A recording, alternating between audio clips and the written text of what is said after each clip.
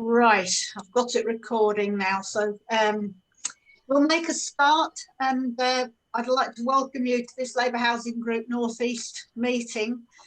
This is, I think, the first Zoom we've done for Labour Housing Group North East, but those of you who are LHG members will know we've done quite a lot for LHG nationally.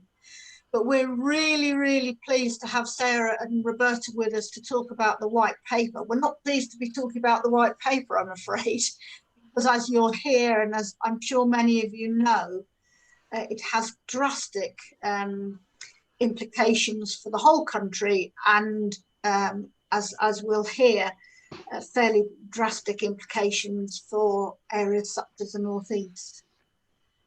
So we're going to start with Sarah, who's the director of IPPR North, and comes from a planning urban policy background.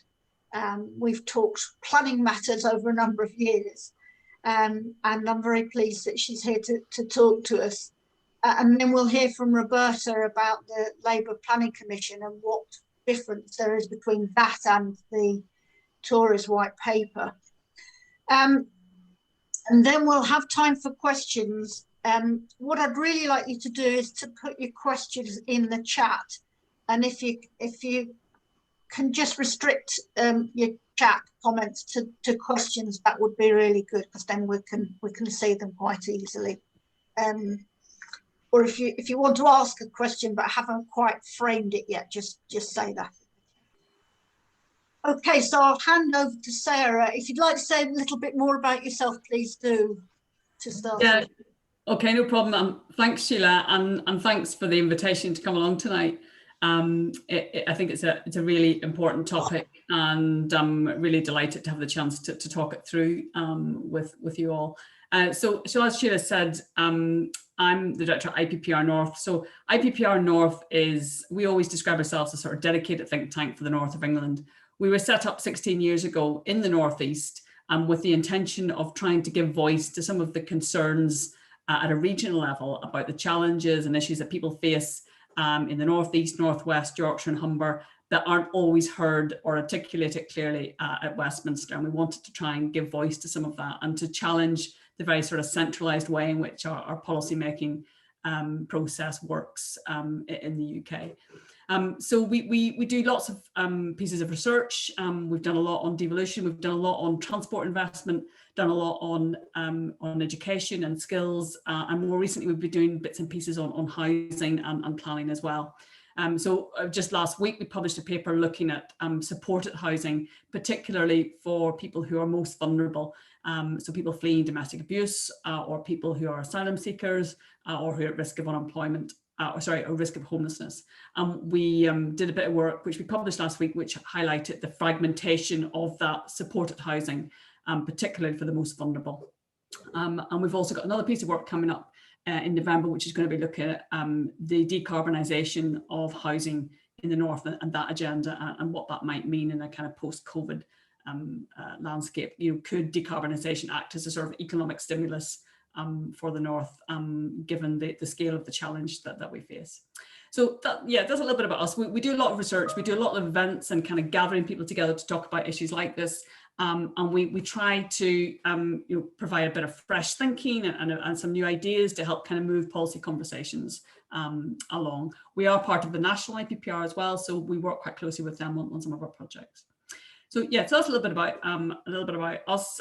As Sheila said, I'm really interested in planning. I'm not a planner. My background is economic development, but I've always been really interested in the kind of relationship between land use planning and economic development, and how planning has increasingly been driven by an economic growth imperative, and how that has, I guess, changed and affected the way in which planning operates and the way in which it sees itself. So I guess what I want to say tonight very much draws on some of the work I've done previously, looking at some of these issues, and on my perspective, as from that kind of regional northern perspective, if you like. So I hope that's useful. So I'm based in Bolton, by the way, just to kind of give you an idea of what my geographical location is. So I just want to, in terms of the planning white paper, I mean, obviously, you'll probably all have had a chance to look at it. I mean, it's a bit, there's a lot of stuff in there, and there's a lot of rhetoric, and there's obviously been a lot of pieces written about it in recent months. So I just wanted to, I'm not going to try and cover all of it, but I've just picked out 4 or 5 kind of key things that I thought would be worth exploring tonight with you, and there may be other things that we can talk about after, but these are the sort of things that kind of really stood out for me, really. The first thing is about understanding the purpose of planning and what planning is for.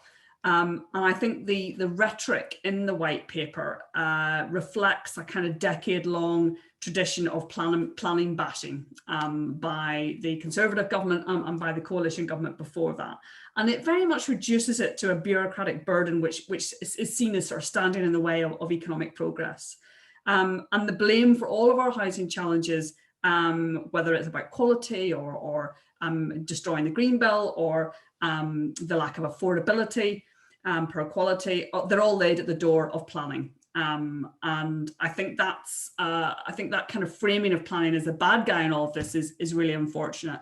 And I think it underplays the actual power of planning to do good things as well as, obviously planning, like any profession, has its challenges. But I think in the whole, planning as a force for good in this country should be something that we celebrate and that we acknowledge. I thought it was worth, given where we are in the terms of COVID-19, it's kind of worth reflecting on the fact that, and I think from a Labour point of view too, trying to get us back to what is planning for and reminding ourselves of the really progressive origins of it, that, the deep concern about public health in the turn of the 19th century, and specifically the spread of disease in industrial cities, particularly those that grew very rapidly, like places like Middlesbrough. That the concern about public health was actually what helped to bring planning into being in the first place. And the concern about poor sanitation and poor housing, overcrowding, and how that actually contributed to things like cholera and other disease, that really has that fueled the development and built the case for having a decent planning system to try and safeguard standards and to regulate how land and buildings were used. And I think at a time of COVID, it's worth just reminding ourselves of that. And we know that from the evidence that we've seen so far about how COVID is operating, that those areas with high levels of deprivation are also being disproportionately affected by COVID. And I think there's a clear link there in terms of housing and the way that we plan our areas, helping to predetermine, if you like, some of our health outcomes as well. And I think that's something that this crisis is really bringing home. So I think, whilst the white paper talks quite grandly about planning being a powerful tool for creating visions of how places can be and engaging communities in that process, and that's a direct quote, it talks about the importance of green spaces, and it talks about a sense of community, and it also argues that planning should generate net gains for the quality of our built and natural environment, not just no net harm. So it's got this kind of very grandiose kind of language on there, and a lot of emphasis on beauty. And there's a very kind of, you'll have seen this as well on some of the kind of wider social media discussion about the white paper. A lot of Conservative MPs are very interested in this idea of beauty and feeling that planning should be sort of a force for improving beauty, but that isn't necessarily the same thing as quality. And I think that's the bit that's kind of missing from the white paper. There's an assumption that beauty and quality are one and the same thing, and I think they're quite different, actually. It does talk about proposals for a national design guide, a national model design code, and a revised manual for streets, and we're supposed to be getting those this autumn. But I think the sentiment behind that, the sort of vision that they've put forward of what planning is for, it isn't really underpinned by any challenge to the really difficult questions that we have to grapple with in the north and the northeast of economic viability, and it doesn't really get to grips with that, and it doesn't really acknowledge the fact that a lot of the outcomes that we want to see, the good outcomes that we want to see in our communities, whether that's affordable housing or good design standards or high quality housing, that they are actually 9 times out of 10 determined by the conversation about viability. So I think that's the first thing for me, about that sense of purpose of planning, and that the sort of the kind of strange way in which the white paper tries to deal with that, both in terms of giving planning a very hard time, but at the same time arguing that we need to have this sort of emphasis on beauty. But the weaknesses of that argument further in. The second thing I wanted to mention was about the role of democracy. So the white paper has a huge amount, there's a big theme running through it about the importance of engaging people in the planning process. And it sets out a number of proposals for how it argues that we should improve participation within the decision-making process of planning. And I mean, I guess this isn't new. Successive governments have attempted to try and involve people to a greater or lesser extent in planning. So, for example, the National Planning Policy Framework back in 2012 put forward the idea of neighbourhood plans, and this government has suggested that we retain those, although it doesn't say anything about funding for those or how people should be supported to actually do that. But the proposals in this white paper rely very much on the idea of digital participation, and it calls for like a move that the local plan process should be transformed into a data exercise, and that if you make all, and it basically says, where all local plans become interactive and web-based, and that it assumes will help to drive better engagement. So there's an interesting thing there about whether that really would drive better engagement. We know that digital participation is not universal, particularly with COVID has revealed the challenges of that. But it also assumes that data is neutral, and that data is an objective source of information about planning and place. And I think there's a danger in that, and that data is not neutral, and how you analyse it and how you produce it, as I well know working in the think tank, is often very, very loaded. So I think that's a concern, and I think the other concern with it is that the way in which the tone of around participation in data, and then further on in the white paper when it talks about data as a better way to actually do planning, it seems to suggest that there's a move towards a greater automation within planning, that decisions about planning decisions should be quite automated and should be quite universal in the way that they're carried out, which suggests that you lose some of that qualitative understanding of place, and some of the nuance in the debate about whether something should be approved or not. So I think that's a kind of a bit of a warning sign for me in terms of the direction of travel. I think there's also a tension because the paper, and indeed all of the government's announcements in recent times have had this big emphasis on speed and on streamlining. And again, the white paper talks a lot about the need for streamlining. So there's a bit of an inconsistency there. You want people to be more engaged in the conversation. You want people to be more involved in the local planning process, but at the same time, you want to speed the whole thing up.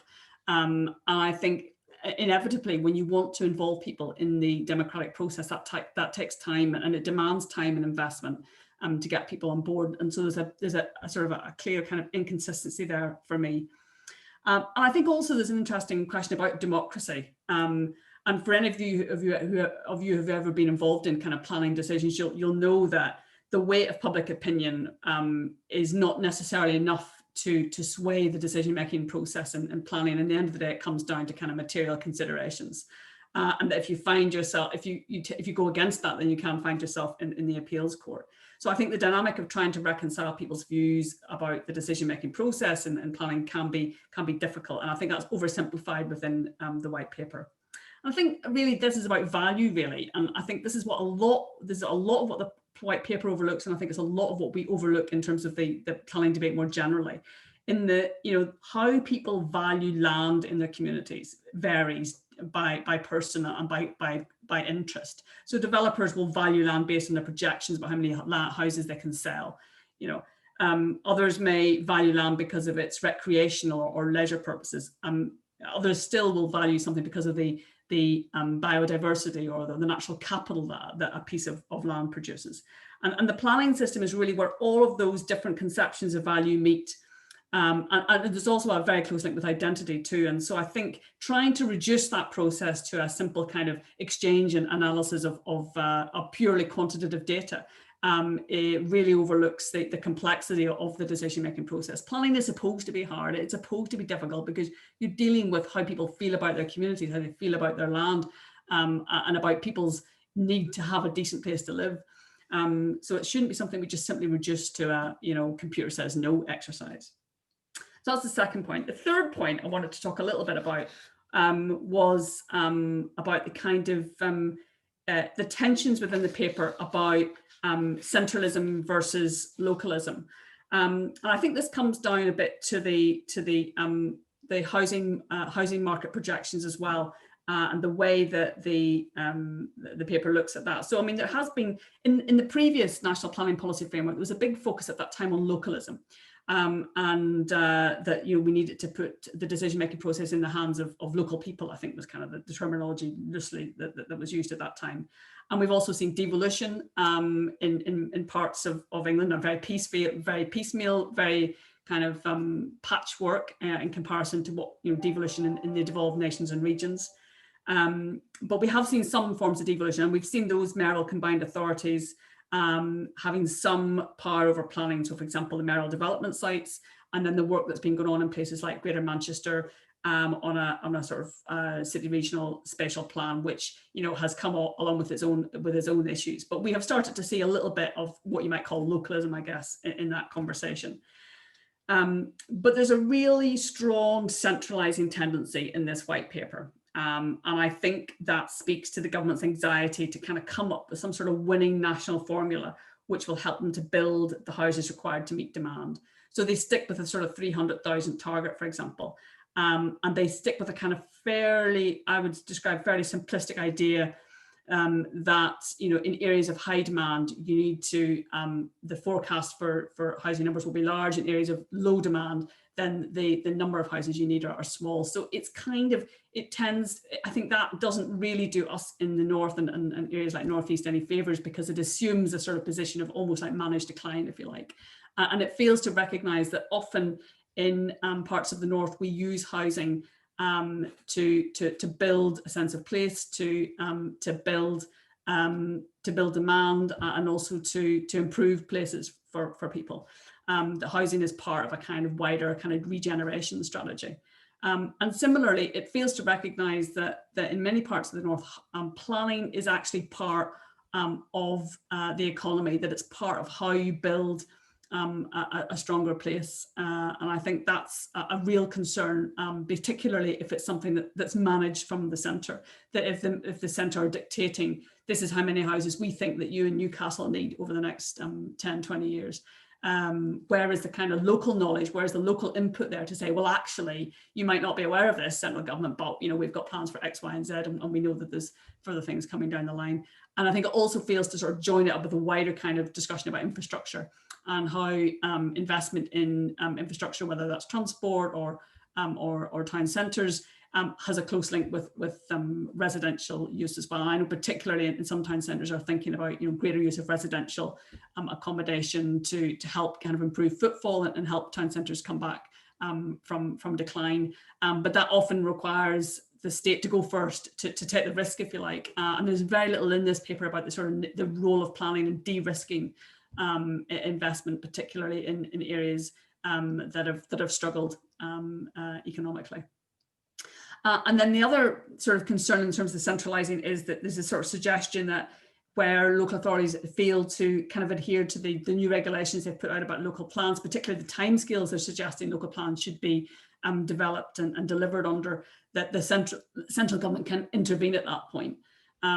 So I don't know whether that's how that would actually work in practice, but there's a question there for me about whether that's the direction of travel that we want to go in, whether we want national government to be sort of coming in and just dictating what should happen in a local area without a lot of sort of background knowledge and understanding of some of the nuance.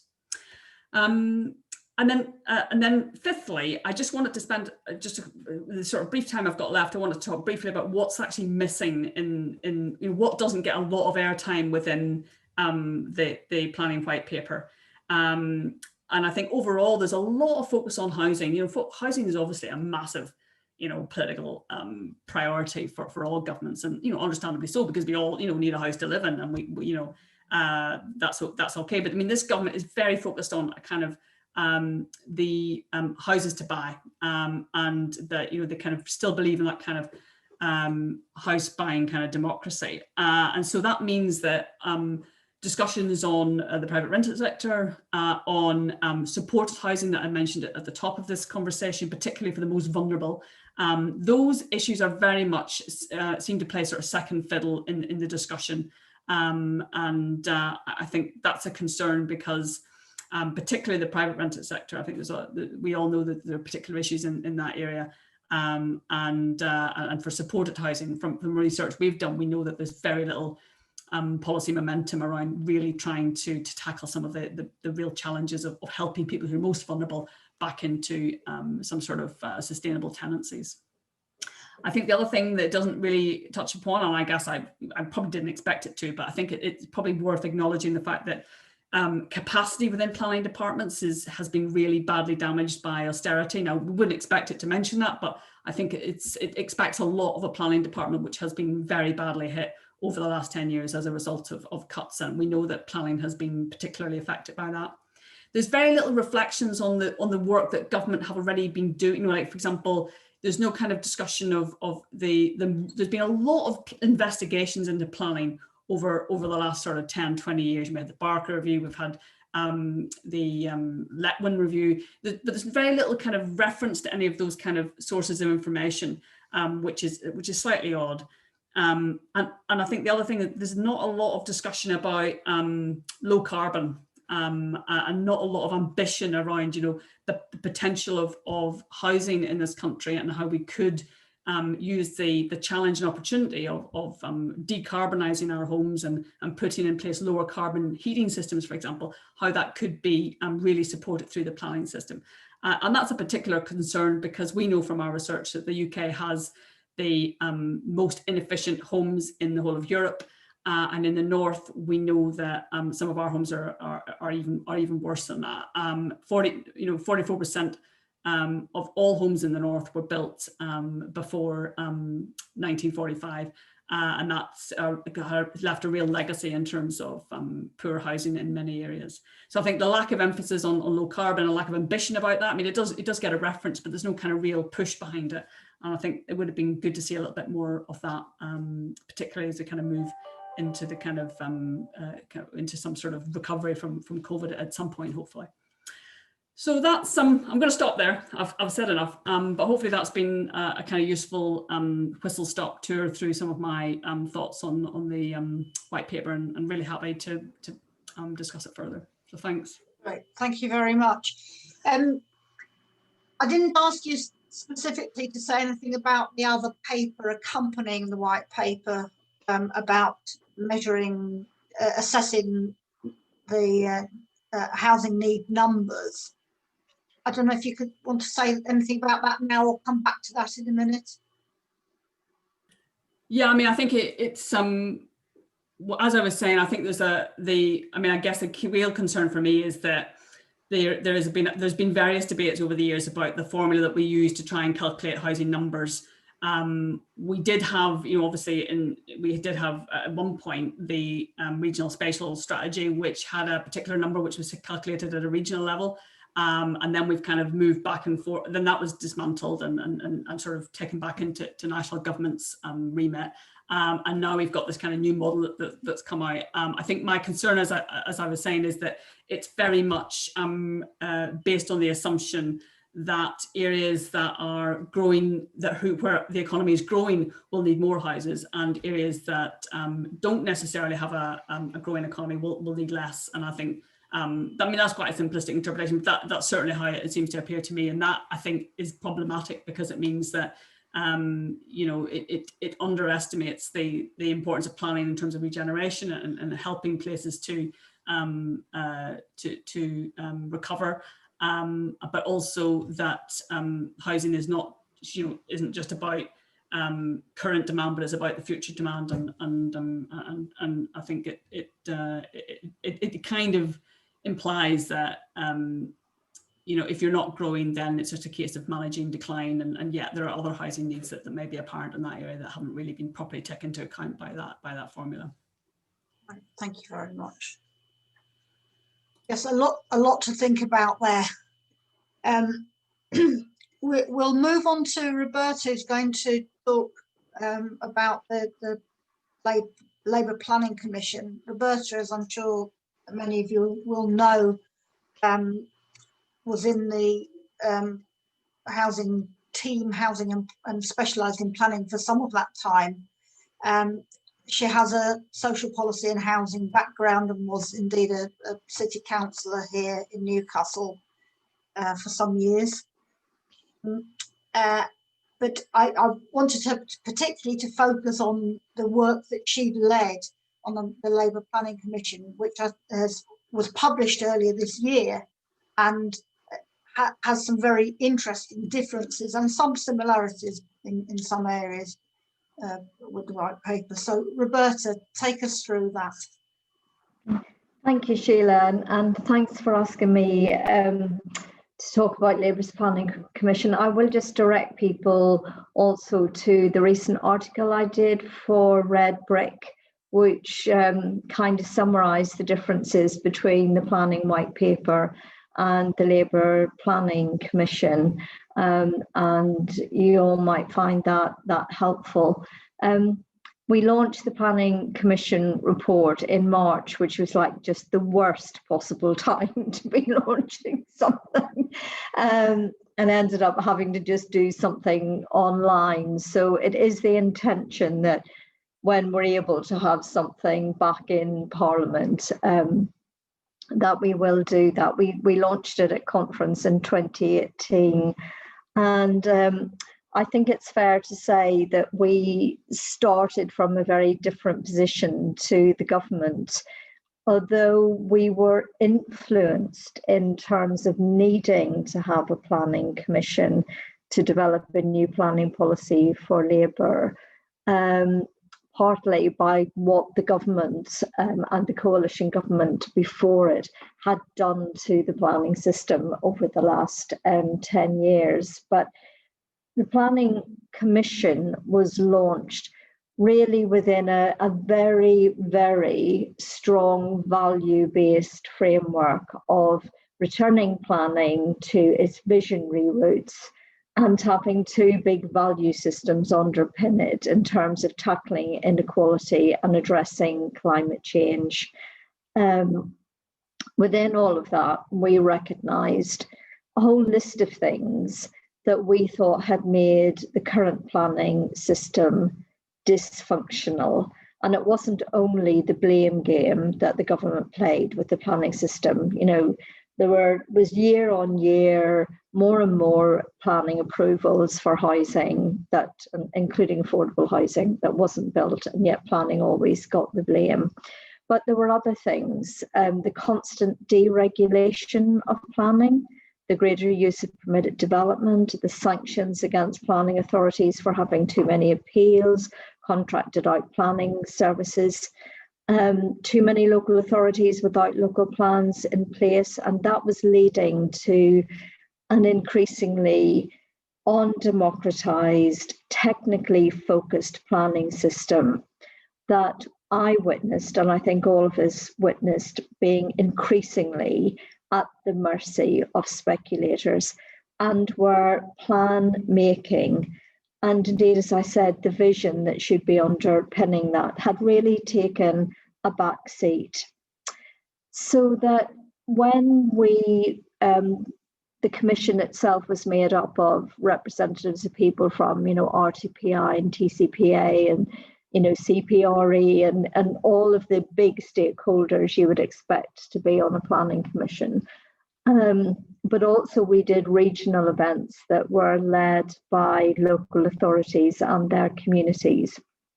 And we did 11 regional meetings with planners and developers and residents. And we just got, it was quite interesting really, a wall of anger is how I described it. You just had to work through the anger, particularly from the residents. But I have to say, sometimes surprisingly from developers and nearly always from planning officers, who really felt that, planning was something that was just done to people. And and that's how they experience planning. And, there was a lot of anger there, and that really people needed to be re-engaged with the planning system. So I think we were starting in a different place to the government. I was pleasantly surprised when I read, well, probably about the first 20 pages, because it does go on a bit in terms of its rhetoric, the white paper, about all of the, and actually on analysis, it was quite hard to disagree with it at times. It just, I ended up sort of shouting at the page, going, well, if you know this, why have you ended up doing what you've done to the planning system? But there were some areas that we had flagged, which I find quite interesting, actually. So we mentioned the greater use of digitisation in the planning system to improve accessibility and engagement, because we went to a really powerful workshop in Gateshead that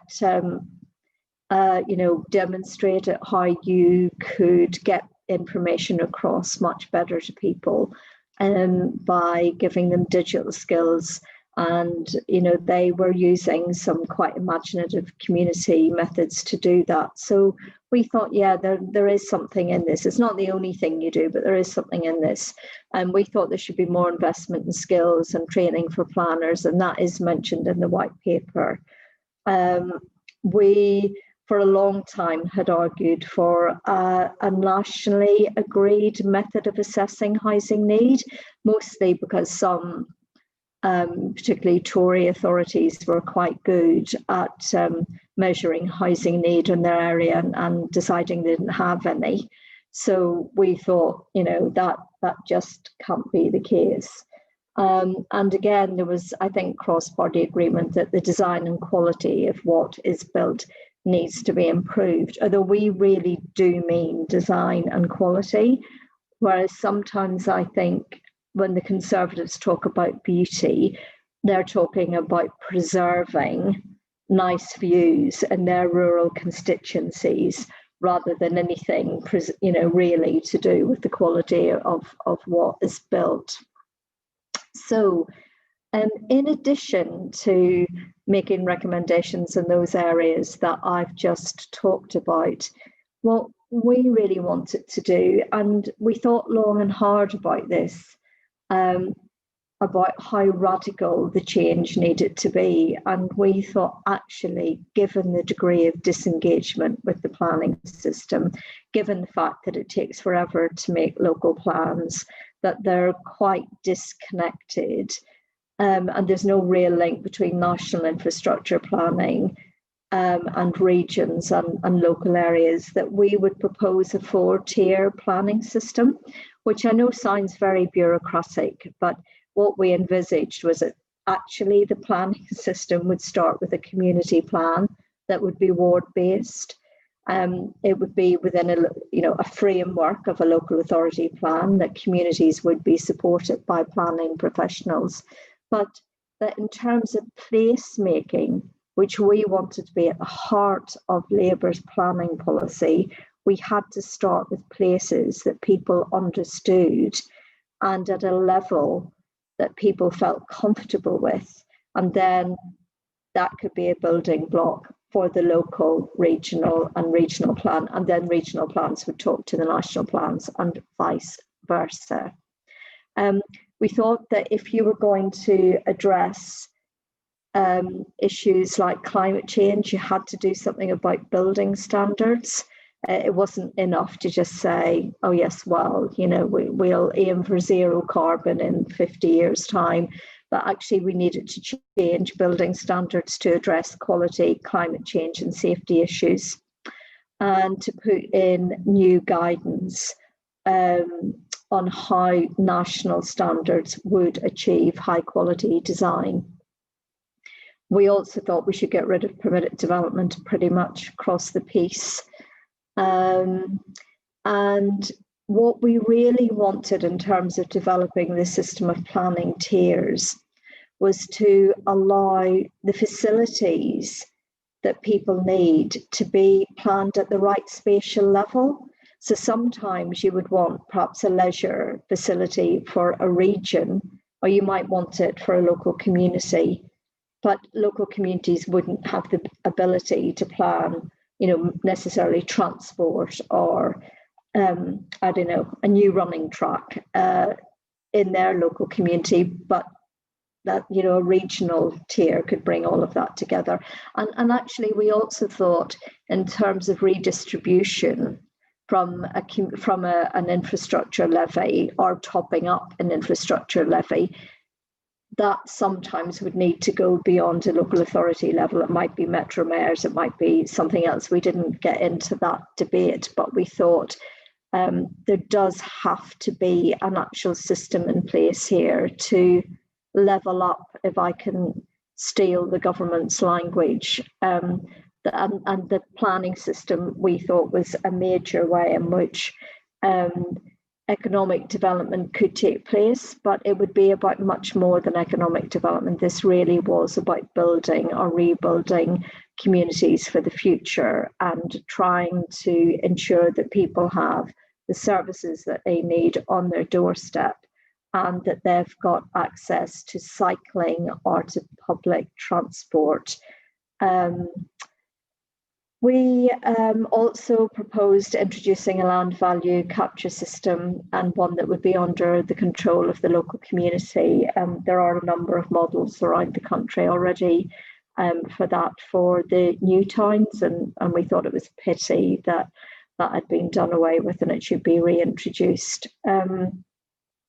And the final point that I want to say, because I think this is what really distinguished our approach from the white paper, is that we actually were really fed up with the amount of times that planners and developers talked about consultation, particularly with local people, because in our experience, it was a complete and utter waste of time, usually. Round and round and round and round of consultation on a local plan that paid, generally speaking, no attention whatsoever to what people said. And we actually thought that was damaging in terms of trust. There was a net negative there. And that what we were talking about was people actively participating in planning of their area, that we would have real encouragement and incentives for people to get involved with their community plan, and also in design panels and anything else that we thought could be put in place locally to give people a say over what is built and how it's maintained and sustained and rebuilt for the future. So I'll stop there and you can ask me questions. Right, thank you very much. I think that really illustrates the difference in the whole value base and vision from what Sarah was describing. We've got one question, first of all, from Alan. Alan, if you want to unmute yourself and ask your question, if you could just say where you're from, and we have a number of people who are councillors here and a number of ordinary Labour Party members. So if you could just say if you are a representative, that would be great.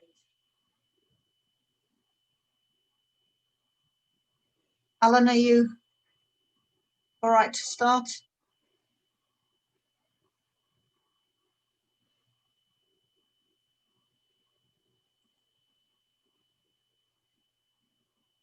Oh, I'm not sure if he's able to. Is there anybody else who'd like to ask a question in the meantime? Yeah, I've got a question. Yeah. Hello. All right. My name's Thomas. I'm a Labour Party member, but I also work. I work my day job. I work for a social landlord, and I'm also involved in the governance of a local housing organisation as well. So I wouldn't say I've been particularly involved massively in the planning side, but I just wonder, with some of the proposals that are being made, particularly around the ways that the housing need calculations are being done, is there much chance of the proposals in the white paper coming through the parliamentary process unchanged, or will this cause as much consternation in the Tory shires as it will elsewhere with some of the things that's being proposed. I know it's a bit of a political question, but I just wondered, is this going to be a bit like some of the previous ideas we see come from think tanks that never quite make it into actual legislation? Sarah, would you like to start on that point? And Roberta, if you want to add in anything as well, that would be great. Yeah, thanks. Yeah, I mean, I think, housing needs assessment is, no matter what formula you use or whatever criteria you use, it's always massively political. And, I don't think there's any kind of easy way around it. And I think you're right. It's massively political. It's from a sort of Tory shire point of view. It's particularly problematic for the government. But they're trying to fulfill this massive housing target. They've made sort of various promises on it, and this is their way of trying to address it. And I've no doubt that there'll be continuous wrangling about it in the years to come about it. I think what's really important is that we have for developers, certainly. I think it's really important that we have a clear formula, and that there is some certainty about it, because I think that's the big role for planning to play in all of this, is to provide certainty to the market, and to provide certainty to people who live in an area. So I've got a small guest appearance there. That you need to provide certainty to people about what housing needs are and how those will be delivered. So I don't know, to be honest. I think that there's a good chance that it probably will get through Parliament because of the sheer need to provide housing, particularly in the aftermath of COVID and the kind of role that housing plays in construction and in terms of jobs and so on. But I think there'll be certainly a lot of pain and anguish on some of the in some of those Tory shires about the sort of scale of development being permitted, particularly if those areas are growth areas. But we'll just have to see how that works out. Roberta. Yeah, I mean, I think it's a really good question. It depends on whether they get the zonal system through without anybody really understanding what it is. And it's so vague in the white paper that it is possible that they will sell it to the people who are worried about the green belt as, well, don't worry, because you'll be in a protected area. And to other areas where they do actually want some growth or some redevelopment, that they'll be in one of the growth areas. So it's possible that they will convince enough MPs that for their constituencies this will be a better system, and that the certainty that the zonal system brings will help local communities and developers have a better understanding of what's going to happen. It's just that it's so vague, and it leaves so much to what will be in an accompanying local plan that, in essence, it might not make the big change that everybody thinks. And we don't have enough of the detail at the moment. But I think there's a fair amount of unhappiness amongst the Tories with the current planning system, because it is seen to deliver quite poor quality. And so if the government beef up what they're going to do in terms of trying to improve the quality of what's built, then they might get somewhere. I think just the other thing just to say on that is that it's also to do with the incentives locally, because obviously a lot of local authorities have found themselves under the cosh in recent years because of austerity, and it might be that you have some we had the new homes bonus and so on, so you might see something equivalent to kind of help buy off some of those areas and to kind of reassure them of the sort of benefits of growth. So I guess that might be part of the process. It's quite interesting that they're wanting to keep neighbourhood planning, although they haven't said much about it, and they want to keep the local elements of the community infrastructure levy going to communities. And I think that is part of the incentive system that they want to have in place. Yeah, definitely. Alan, you're back with us, and part of your question is about the infrastructure levy. Do you want to ask your questions? Yeah, thanks, Sheila. Sorry, I lost my connection for several minutes, so I didn't hear much of Roberta's offering there, but I'm sure it was good. The problem I've got is that this planning white paper is wrong in so many ways, in my view, from the attack on democracy, which I think you've spoken about, the loss of that democratic input. However imperfect it is, it still exists. And I think the way forward is going to be through some kind of community-based planning system. And I'm sure that, Roberta's paper there touched on that, although, as I say, I didn't hear it. My concern is the infrastructure levy and the impact it might have on affordable housing. We've seen some projections from the LHG, for example, quoting 66% of loss of affordable housing in places like Newcastle, if this planning paper was implemented, and things of that nature. So there's a real concern there. And you add on to that two other things which are in place. Sorry, I've got a bit of a sore throat.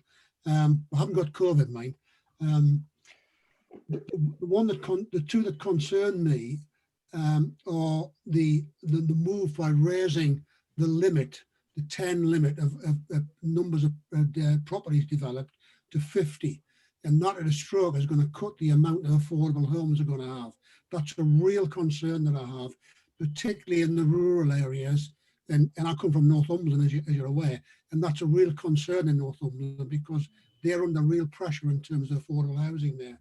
But I think the other thing is that the thing that struck me was that some of the LGA work, if they applied these rules and looked at what would the reduction in affordable housing would be if this paper was implemented over the last 5 years, and you had a 30,000 reduction in affordable homes. There's a real concern there, I think. And that's why I think it's so wrong in so many ways. Sorry, I've given a lot of facts there, but I hope you can understand the point I'm making. Yeah, thank you. Sarah. Can I just ask on that 30,000 reduction? I haven't seen that piece in the LJ, but was that 30,000 reduction for the whole of the UK? Yeah, that's right. For England and Wales, it would be. Yeah, okay. Yeah, I think fundamentally there's a real issue with how we create, how we supply affordable homes in this country, and I think the way in which we've tended to do it on the basis of developer contributions, whether that's through Section 106 or the infrastructure levy, or actually in a lot of cases where you don't have a lot of negotiation, a lot of sort of basis for negotiation through a kind of much more sort of I guess a much more of a give and take arrangement between planners and developers. So I think that there's a fundamental problem with how we try to create affordable homes in this country. And I think even where you do have agreements, we've seen time and time again where it's done in a kind of staged way, and sometimes developers can kind of push back at a certain point if they haven't produced the amount of homes that they thought they would be able to, or whatever. And there's a constant kind of renegotiation of the terms. So I think the potential loss of affordable housing because of as you point out is a real concern, because we can't really afford to lose more affordable homes, because we all know that there's a massive issue with affordability in the first place, and that isn't just down south, if you like, but that's across the north as well. We've got real issues with affordability, and we did some research earlier this year which showed that some of the biggest affordability crunches were in parts of the north, including parts of the northeast. So I think that for me the real problem comes down to just how we're expecting to deliver affordable homes, and I think actually what we're seeing in recent years is a sort of trend towards local authorities trying to do more themselves and work more closely with housing associations and other registered providers to supply the housing. And I think that was a trend we'll see continued. But there are problems with that because of the constraints around local authority borrowing. Yeah, that's my kind of thoughts on that.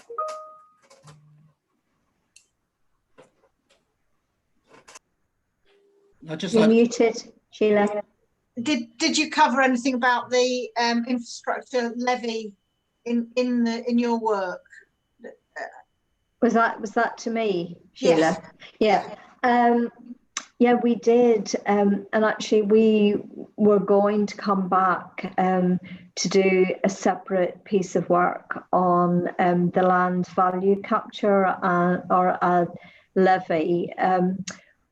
We actually were of the opinion that the community infrastructure levy and Section 106 agreement and some of the taxes that are levied on development were a very complicated system, and that had, because of the way in which viability linked to them, it meant that actually the world for infrastructure, including housing, was often very uncertain locally, and we didn't think that that was good enough. And we find that locally there was a lot of confusion between the infrastructure levy and what it might deliver on Section 106 agreements. And then there was also a lack of, or well, a certain degree of anger, I would say, about what sometimes communities thought they were going to get through 106 agreements and the levy, and what actually happened subsequently, because developers had gone back and renegotiated. Yeah, but the system does provide some houses. Pardon? The system does provide some houses. I mean, Yes, I was the chairman of a housing association, and we aggressively went for Section 106, and we succeeded. So, you know, don't shoot nurse, because you might get something worse. Yeah, well, the problem is, if you accept a system like the levy and 106 agreements, and they don't work everywhere, No.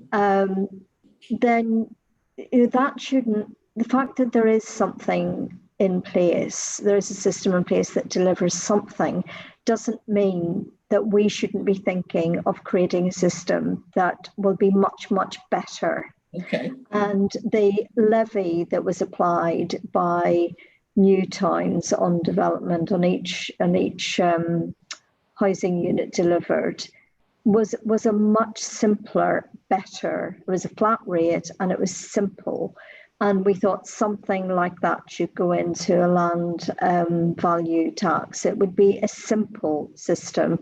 And critically, and this is a really important point in delivering infrastructure and including housing, it would allow a degree of redistribution, because the system that we have at the moment means that areas that have a lot of development get more than areas that might be crying out for development, but where the market doesn't deliver. So, for example, we went to see a development in Hampshire that was absolutely amazing. It was amazing.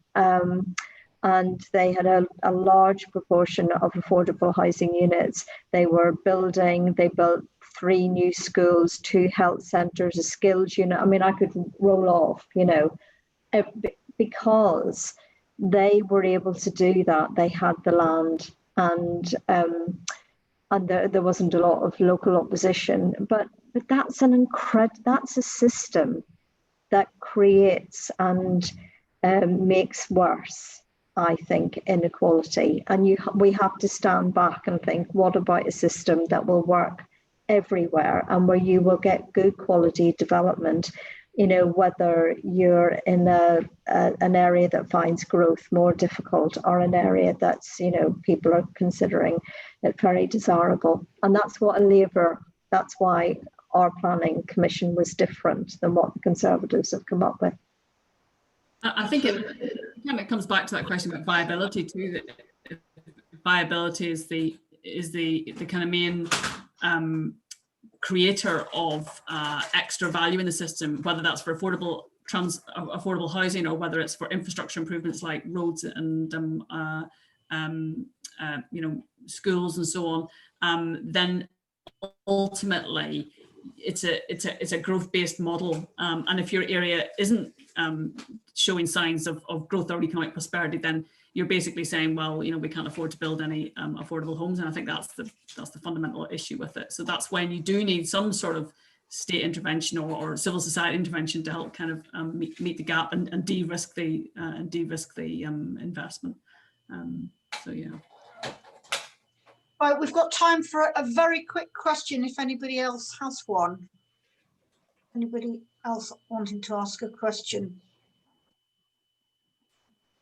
I wanted to just ask about the developer influence. We had Labour Housing Group has been running a series of chats with influential thinkers called In Conversation With, and the very first one was with Bob Colnut, who just launched a book called The Property Lobby, which is a second book following one he'd written quite a number of years ago.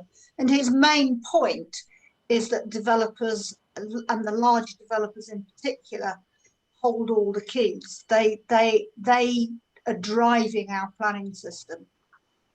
And my big worry about what is proposed, and I think you've both emphasised this, reinforced this for me, is that the white paper adds to that. It doesn't change that. It makes it worse. So that the big developers are really driving the development in the areas where they want to do it. Is that the case? Have I got it right? Yeah, I mean, that's certainly one of the concerns that's been raised time and time again. The fact that we have a small number of very large developers which pretty much dominate the market, and that's region. And then when you look at sort of regions within that, then it's even smaller, the pool of sort of developers who can build en masse. So I think there is a question there, and of course, the larger the developers are, the bigger the debt.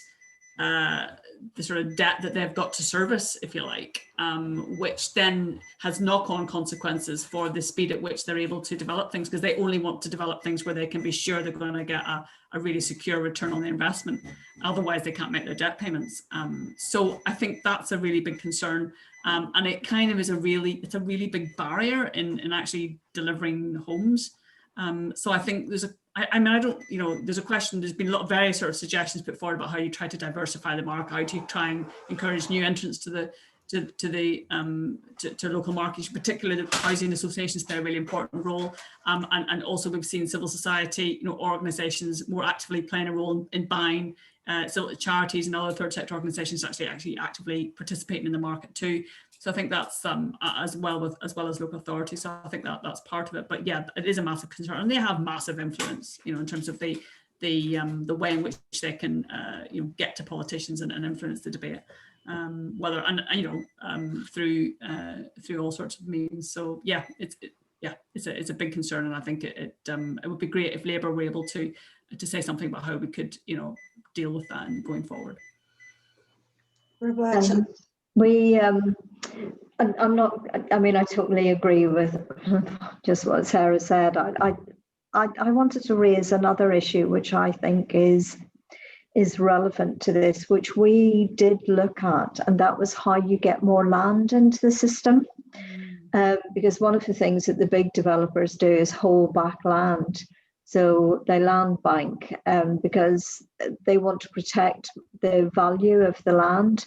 And one of the things that we thought a Labour government would have to do is get rid of that bit of dysfunctionality in the system with much greater CPO powers, if necessary, in order to bring more land into the system. And by bringing more land in, you can try and widen the number of people who will develop it. So, some of it would, we said, go to put some sort of public corporation, a local council or whatever, and partners.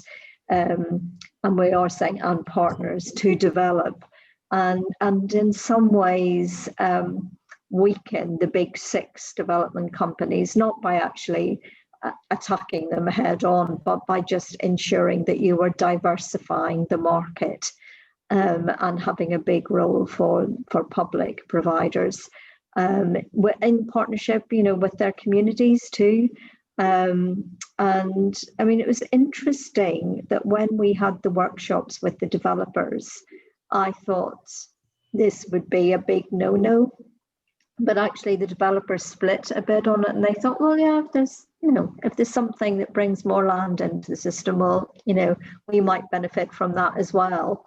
And so, sometimes I think you just need to work through the detail of some of these that at the beginning they might sound, oh, that would be very difficult to deliver, but actually I think in practice that is something that could be achieved.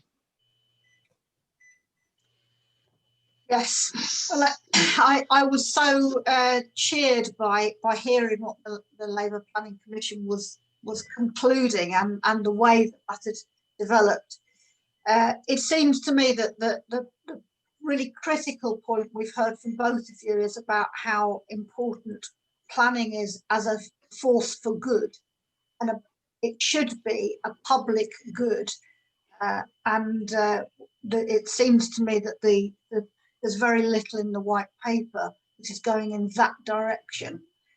Labour Housing Group decided at its last executive meeting that we would mount quite a big campaign on the white paper once it gets to the build stage, and we will be focusing on areas with Tory MPs to try and inform Labour Party members about what is being proposed. That seems to me to be very important. We need to work on those people in the Tory areas, whether it's the industrial parts of the north or the rural counties, the shire counties in the southeast and elsewhere, to make sure that people understand what the implications are and how bad this will be for local communities pretty much everywhere.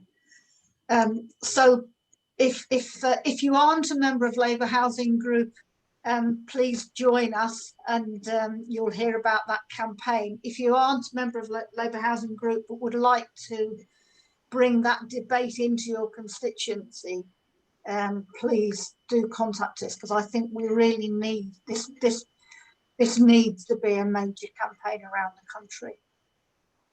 So thank you very much, everybody, for attending. Thank you particularly to Sarah and Roberta for illuminating what is there in front of us, and hopefully will be defeated by the Tory shires. But if we need to add our weight into that, and I'm sure the Labour front bench will be doing so. So thank you very much, everybody, and hope to see you all again at a future event. Thank you, Sheila. Thanks, everybody. Thank you. Bye. Bye.